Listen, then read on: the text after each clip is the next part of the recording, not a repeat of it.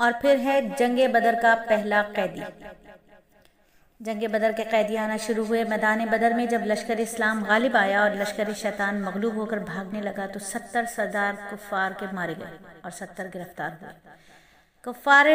لشکر کفار سے نوفل بن خالد اور دیگر نامور بہادروں نے اس طرح فریاد کی: اے انصار کی جماعت، آپ لوگوں کو آخر ہمارا خون گرانے کا اتنا شوق کیوں ہے؟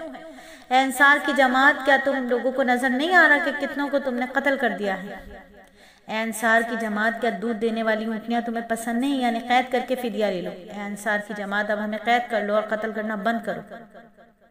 اور پھر اس فریاد کے بعد بڑے بڑے بہادر قید میں آ گئے۔ عجیب بات کہ اتنے نامور بہادر خود اپنے ہاتھوں کو آگے بڑھاتے اور گرفتاری پیش کرتے تھے۔ نوفل بن خالد قید میں آئے لیکن مارا گیا۔ نضر بن حارث گرفتار ہوا۔ عقبہ بن ابی معیط پکڑا گیا۔ سہیل بن عمر نامور بہادر قید ہوا۔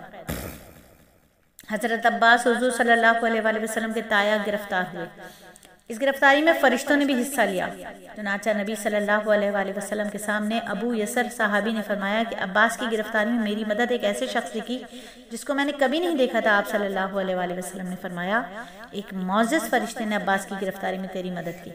حضور صلی اللہ علیہ وآلہ وسلم کے داماد ابو العاص بھی قید ہو چکے تھے۔ بہرحال ان 70 قیدیوں کو لے کر نبی پاک صلی اللہ علیہ وآلہ وسلم اپنے صحابہ کے ساتھ مدینے کی طرف واپس لوٹ آئے۔ بدر سے واپس ہو کر نبی صلی اللہ علیہ وآلہ وسلم مقام اصیل پر پہنچے۔ عصر کی نماز میں پہلی رکعت میں آپ صلی اللہ علیہ وآلہ وسلم مسکرائے۔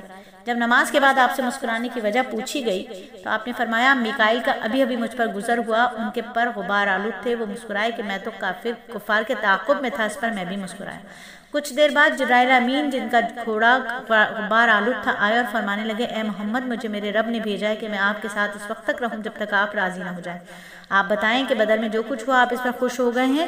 نبی صلی اللہ علیہ وآلہ وسلم نے فرمایا، ہاں میں خوش ہو گیا ہوں۔ اس کے بعد نبی صلی اللہ علیہ وآلہ وسلم کے سامنے قیدیوں کو پیش کیا گیا تو آپ صلی اللہ علیہ وآلہ وسلم نے ٹکٹکی باندھ کر نضر بن حارث کو دیکھا۔ نضر بن حارث نے اپنے قریبی ایک ساتھی سے کہا کہ قسم بخدا محمد مجھے قتل کرنے والا ہے، ان کی نگاہ میں مجھے موت نظر آ رہی ہے۔ اس شخص نے کہا کہ تجھے ویسے ہی ڈر لگ گیا، مرعوب ہو گئے ہو۔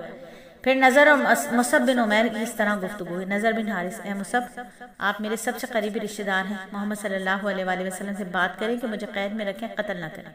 مصعب بن عمیر، تم تو وہی ہو جو کتاب اللہ کے بارے میں مذاق اڑایا کرتے تھے، نبی پاک کے بارے میں طرح طرح کی باتیں کرتے تھے۔ نضر بن حارث، اے مصعب، آپ سفارش کریں کہ میرے ساتھ بھی وہی معاملہ کریں جو دیگر قیدیوں کے ساتھ ہوا ہے۔ مصعب بن عمیر، تم وہی شخص ہو نا جس نے محمد صلی اللہ علیہ وآلہ وسلم کے صحابہ کو طرح طرح کی اذیتیں پہنچائیں۔ نضر بن حارث، اے مصعب، اگر تجھے قریش گرفتار کر لیتے تو خدا کی قسم میں تجھے کبھی قتل نہ ہونے دیتا۔ مصعب بن عمیر، یہ بات آپ کی بالکل صحیح ہے، لیکن میں تجھ جیسا نہیں ہوں، کیونکہ اسلام نے کفر سے رشتے توڑ دیے ہیں۔